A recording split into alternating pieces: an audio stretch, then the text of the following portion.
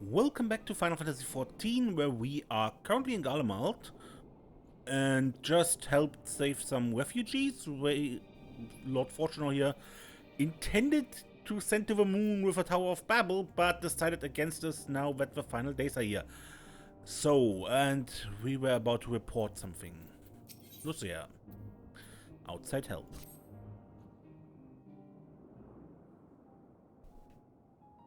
No major injuries then. Good. I briefed the recovered soldiers and sent them on their way as quickly as I could, but nevertheless feared they would not make it in time.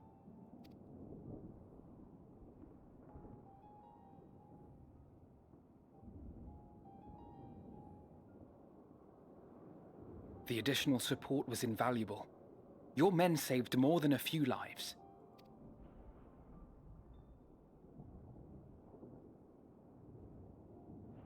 Though not all, I regret to say.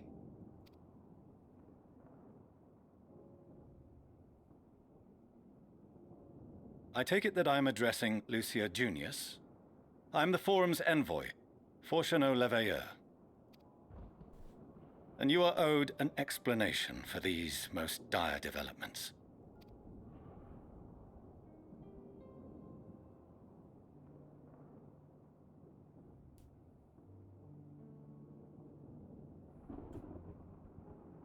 Another trial wrought by the final days.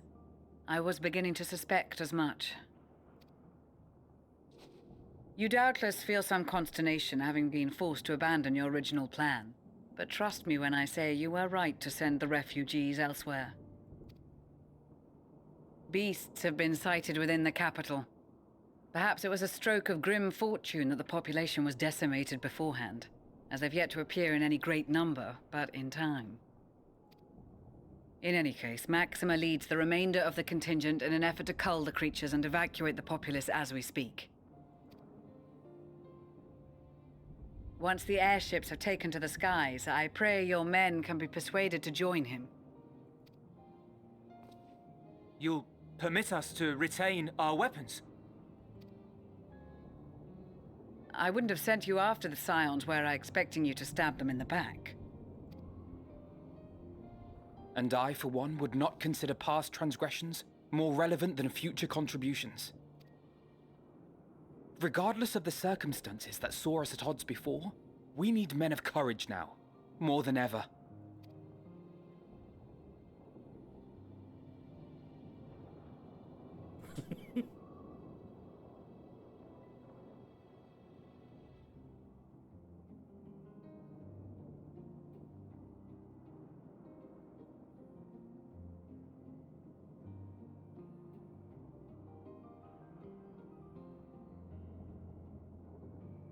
We swore to defend Garlemald, and so we shall. He was totally baffled by that.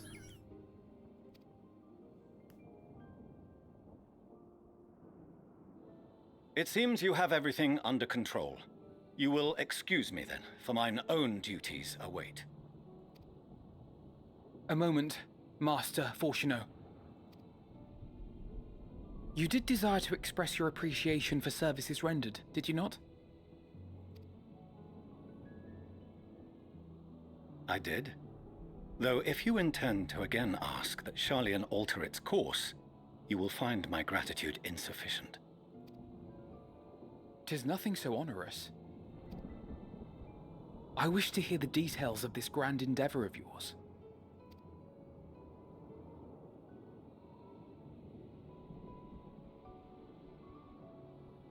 Do you swear to listen and to learn, and not to embark upon some scheme to impede us? I swear.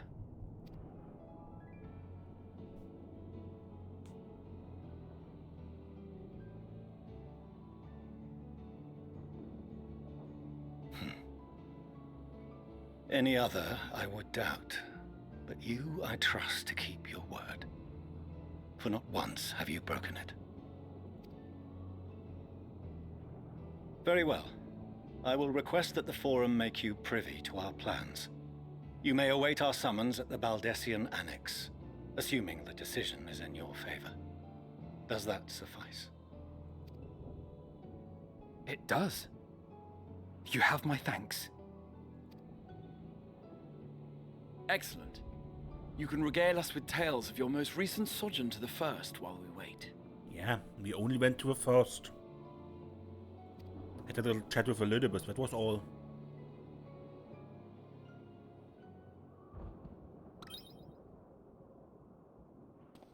Did you hear something just now?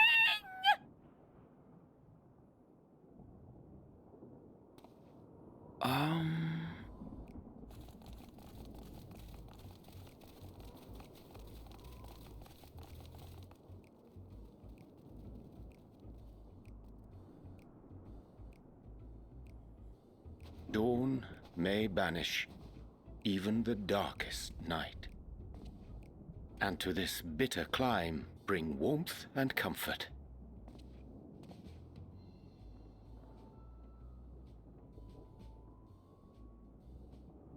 'Tis heartening to see such an assembly upon my return.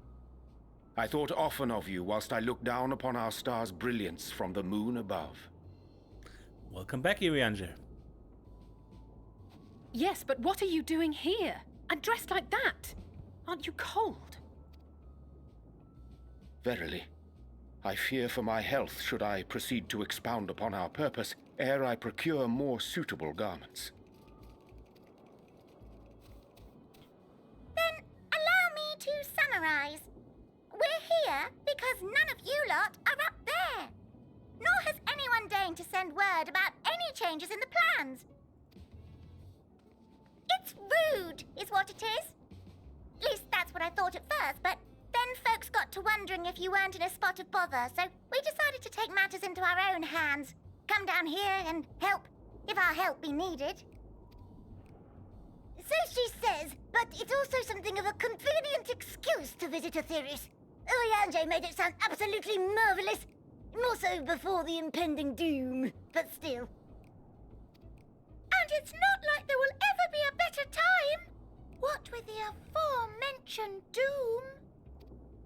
Marvellous, they say, yet not an ounce of pudding to be found. I must suffer Urianger's inferior works no more.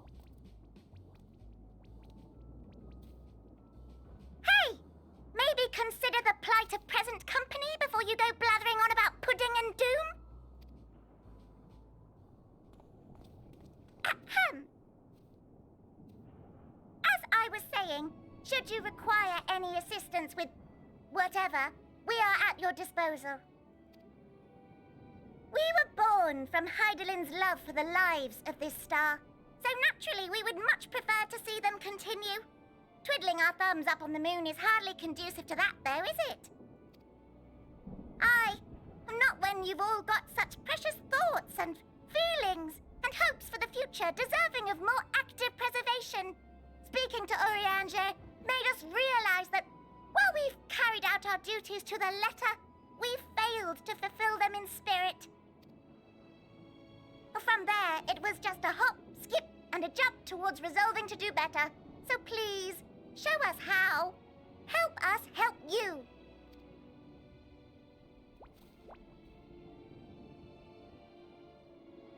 Forgive me, but are they... Thy distant collaborators, indeed. Hail, fellow, well met. You'd be a member of the Forum, would you? It's an honor and a pleasure to meet you at last. I'm Livingway, Hydaelyn's right paw.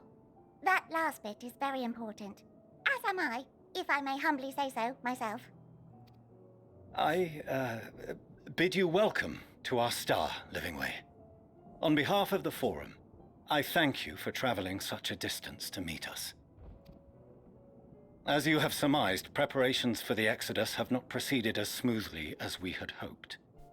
I should be happy to personally escort you to our headquarters in Sharlayan, where you may advise us as you deem fit.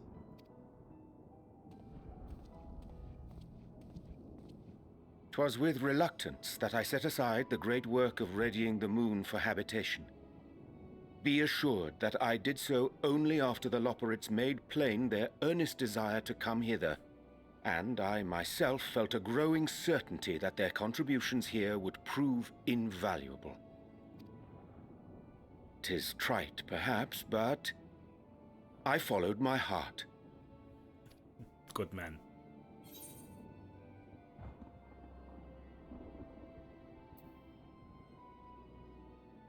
Good to have you back.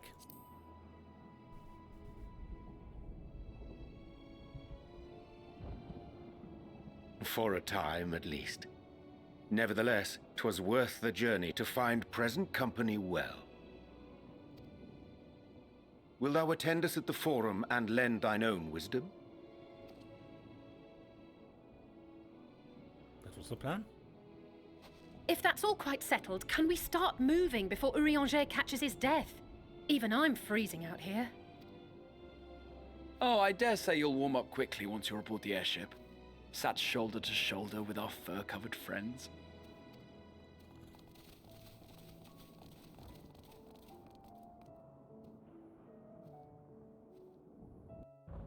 He's a bit too large to sit shoulder to shoulder with him. But no matter. Welcome back to Sharlayan. I dare say Master Fortuno was as nonplussed as we to learn by the identity of Heideland's lunar custodians. As you will soon discover, they have much and more to offer the Forum. Might I suggest we return to the Annex forthwith? We may have yet time to discuss thy recent adventures ere we are summoned to the rostra.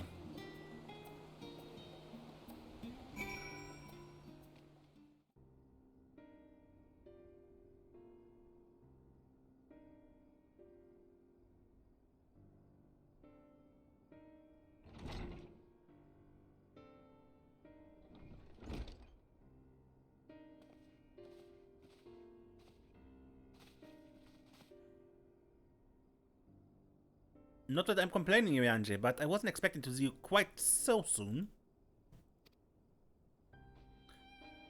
Nor IV. In extolling the virtues of Ephraim, I did inadvertently awaken the Loperids' desire to avert our beloved star's demise. Quail tells us you have obtained new knowledge that may aid us in our ongoing efforts. I have news to share regarding our study of the Ephraim Sea, but your findings are certain to be of greater interest, and so I would rather hear them first. To what revelations did Heideland's Elpis flower lead?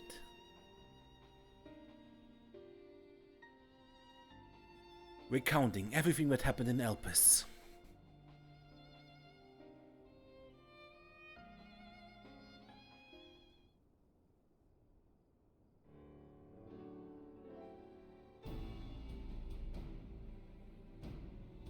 Then this dynamis is what drives the final days? If it and Akasha are one and the same, this all but proves Nidana's theory.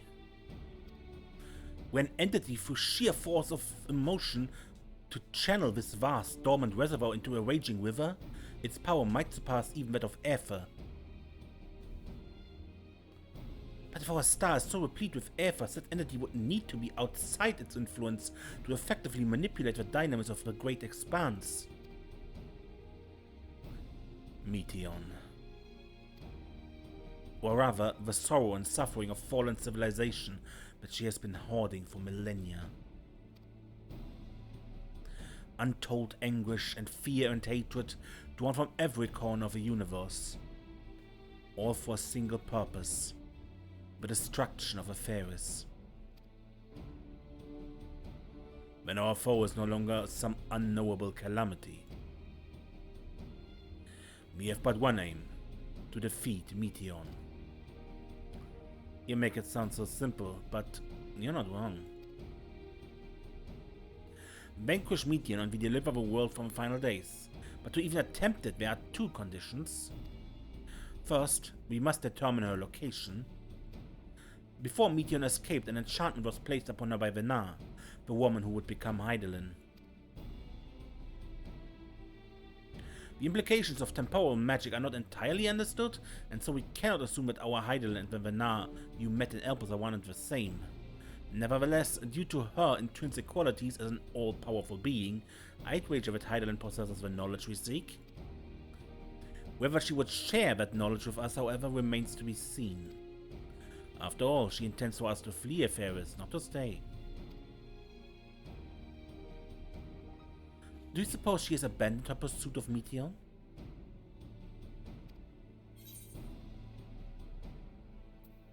No, but Meteon is still out there.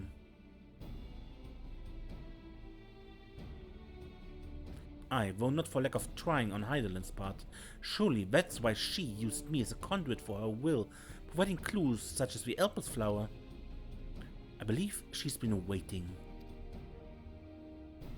for mankind's answer to Hermes' question.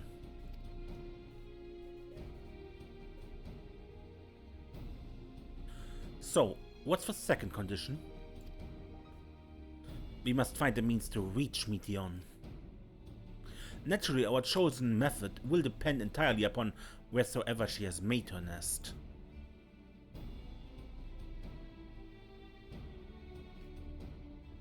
Then communing with Hydaelyn must by necessity come first. Did you and Master Matoya have any luck with your investigation into the Ethereal Sea? Sadly not. Though we enlisted the help of Arenvald and other Echo-blessed allies, we couldn't detect so much as a whisper from Hydaelyn, even from within the Antitower. Master Matoya is of the opinion that in the years since abandoning it, the Forum has found some other method of receiving instructions from Hydaelyn. If so, it would most likely be some form of apparatus for observing the Ethereal Sea, built closer to home.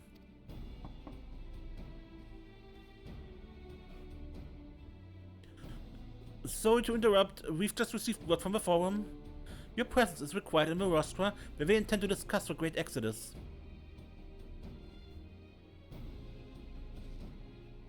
Then Father was able to persuade them. They're finally taking us seriously. Let's see what they have to say.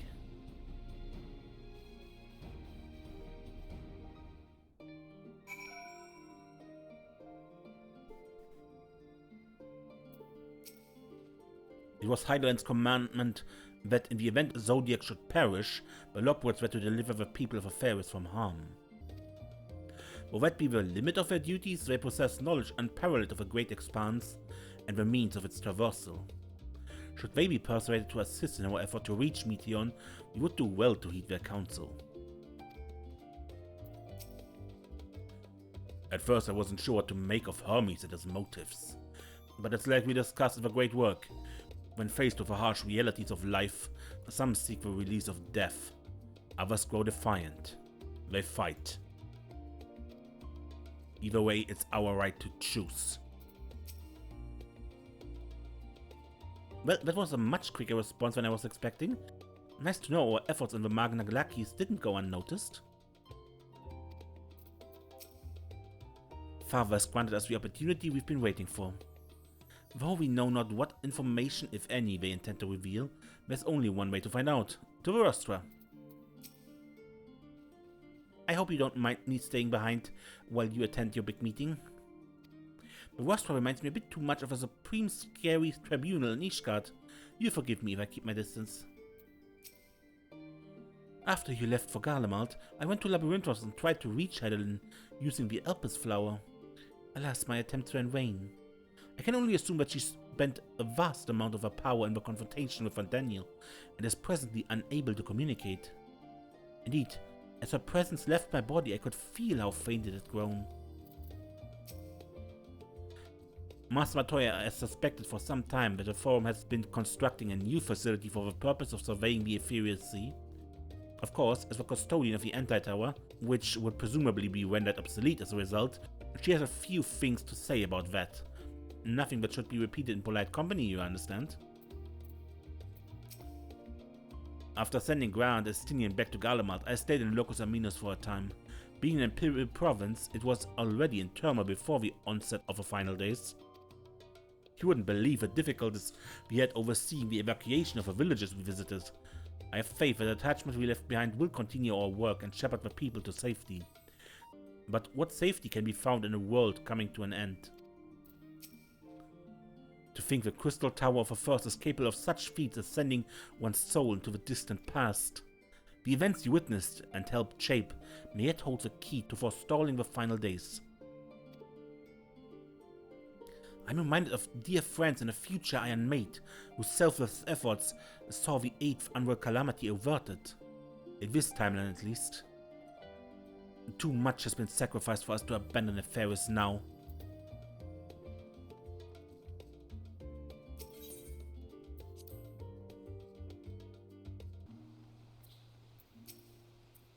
The forum is in session, and as such, the rostra is closed to visitors.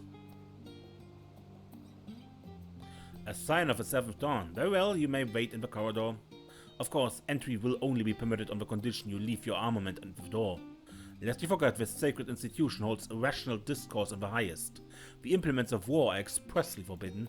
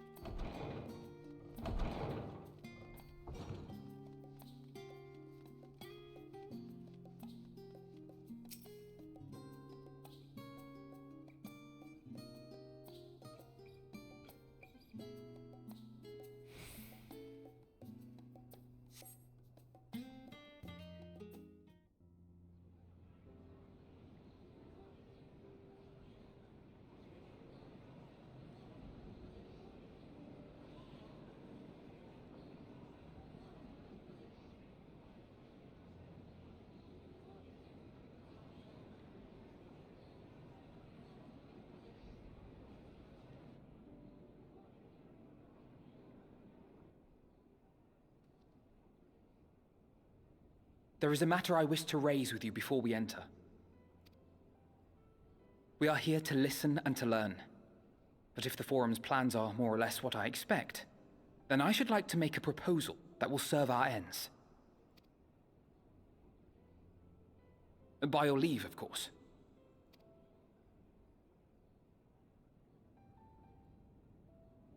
I don't see why not. Your words and wits have gotten us this far. Agreed. I will present our queries so that you may consider the most advantageous way to advance your proposal without distraction. Thank you, everyone.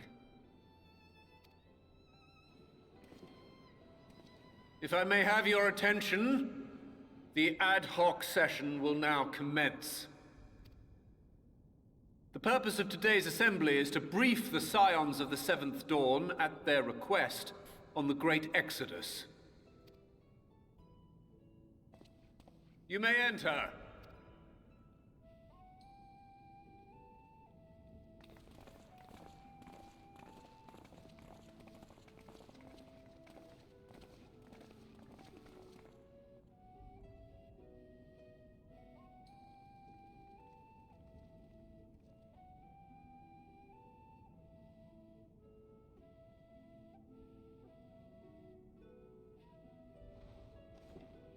On behalf of the Forum, I commend your heroic actions on the Magna Glacies.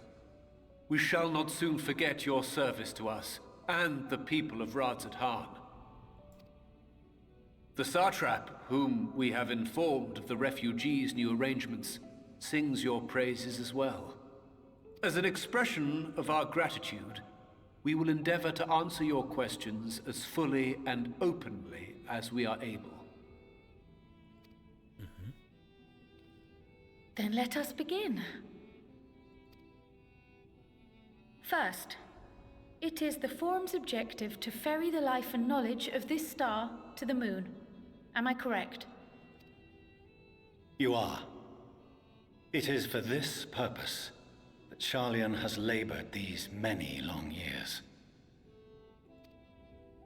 We have collected biological samples and scientific records from across the star. When the time comes, they will be moved from their places in Labyrinthos and Numenon and conveyed to safety. Once that critical task has been accomplished, we will begin transporting the Sharlayan citizenry, which has been categorized into groups. The earliest arrivals are to ensure hospitable environs for those who come after. Following our people, we will send those of other nations in turn, beginning with our allies. Radzat Han was foremost among these, but since the final days have already come to Thancred, we saw fit to include the refugees with earlier groupings. An ambitious plan. You have accounted for the safety of all nations and tribes, then? As many as we can. And how, pray tell, do you decide who to leave behind?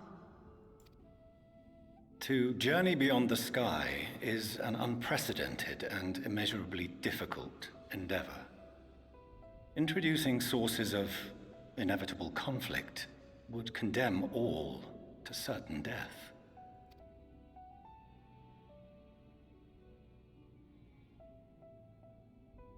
Questions as to the validity of that approach aside, are your plans proceeding apace? We're under the impression that your primary means of celestial transportation is incomplete.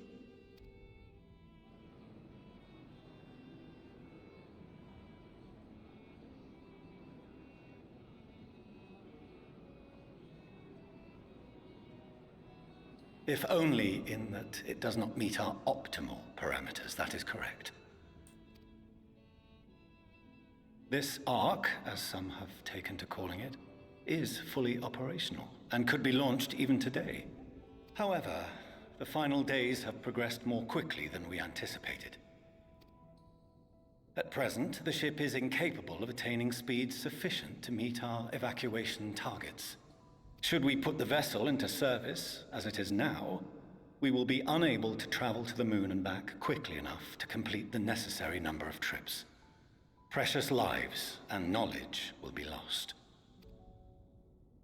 Seven hells. Is there anything to be done?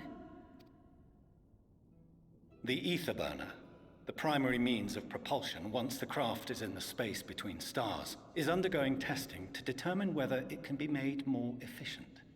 Though cargo is being loaded for the initial phase of the Exodus, we are prepared to continue our experimentation up to the day before launch, should it prove necessary.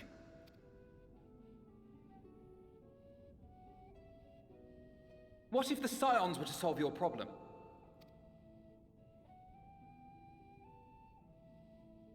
We shall help devise a means to improve the ether burner's efficiency, on 2 conditions.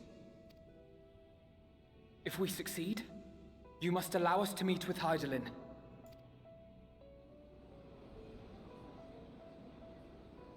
"'Twas simple enough to deduce. You have a Concord, and so you would never have abandoned the Anti-Tower had you no other means of communication. One far more convenient, I suspect.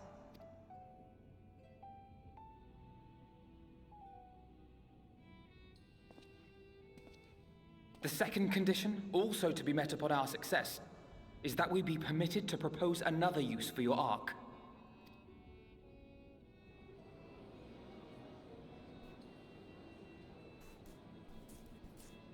We would be at liberty to refuse this proposal. Of course. If we cannot prove its merit to the 99 here, who are we to stake on it the lives of all peoples of this star?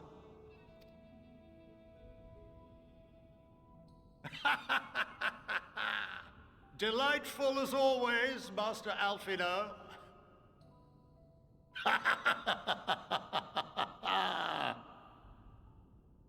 Oh, we couldn't have asked for a finer plan. Allow us to solve this complex engineering problem of which we were entirely unaware until moments ago. What could possibly go wrong? The satire writes itself.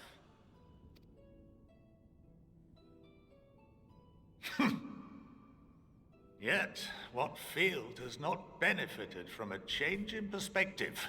When we are at wit's end, what we need is not the same dry theories recited ad nauseam, but fresh inspiration.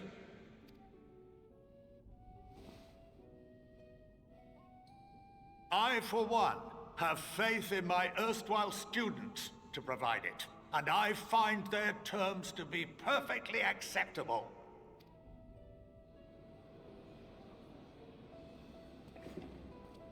Order! Order! We have no time to waste on debate. I call a vote. All in favor of agreeing to the Scion's terms?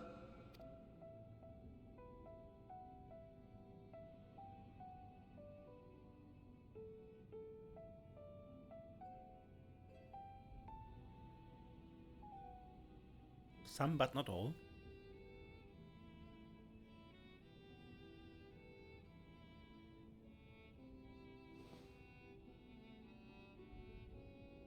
"71 in favor, 28 against. The ayes have it.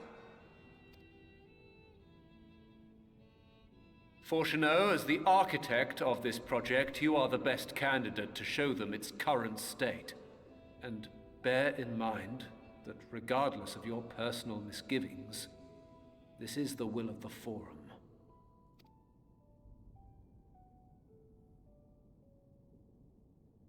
Very well. I call this session to a close. Return to your tasks with urgency. The final days wait for none. But they do not.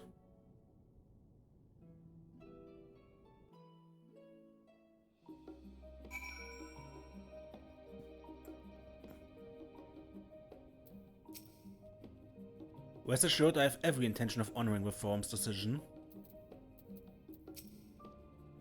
My affinity for espionage may have earned me the title of Archon, but I was completely unaware of the Forum's plans. There may have been clues here and there, had I been of a mind to look for them, but contemplating that possibility only served to further wound my pride. Not that anyone could have realistically surmised that their brilliant stratagem was to build a giant ship, fly to the moon, a still larger vessel in truth, and use that to travel to another star. Even now, the whole idea seems positively absurd when spoken aloud. Of late, I have seen no sign of the Loperates. This being their first opportunity to experience the wonders of Sharlayan, the potential for misadventure is nigh infinite. Perhaps if Midgard Soma were still alive, and the traditional sense that is, he could have offered to help the vessel attain the necessary speeds. Then again, there's no guarantee his contribution would make enough of a difference to matter. The further we pursue the mysteries of the universe, the more I struggle to comprehend the fortuitous nature of time itself. We measure and quantify it based on observation of celestial bodies, such as the sun and the moon. But from your account, it is unclear whether the ancients viewed time in a similar manner. I mention this because while we now knew the final days would reoccur at a defined point in the future, she presumably had no way of knowing exactly when. Even so, the completion of the Forum's preparation to escape to the moon, aligning so closely with the advent of the final days, is surely no coincidence. I'm a little vexed that we've yet to learn of the Forum's replacement for the Anti-Tower, though I expect that in time they'll share that too with us, and with Master Montoya, if they have any sense. While I very much take issue with the Forum's approach to selecting whom to save and when, they're not wrong about wanting to minimize potential conflicts. Fortunately, if this plan of ours actually works, the Great Exodus itself will become entirely unnecessary. Oh, I admit, bringing up the issue of the Forum's incomplete arc was more than a little daunting. They were, to their credit, quite open about the current state of affairs. What was even more surprising, though, was when they took Alphinaud up on his offer. Sorry about not letting the rest of you in on the plan. I was admittedly thinking on my feet for the most part. But since we require both a means of communicating with Hydaelyn and reaching Meteon, In the spur of a moment, I saw involving ourselves with the completion of an arc as a way to work toward both objectives simultaneously. However, we must first keep our end of the bargain by solving the problem of the Afterburner. I'd like to think it is not a challenge beyond our combined expertise, or at least the expertise of our extended circle of associates. It might behoove us to learn how an Afterburner actually works before we attempt to improve it, though.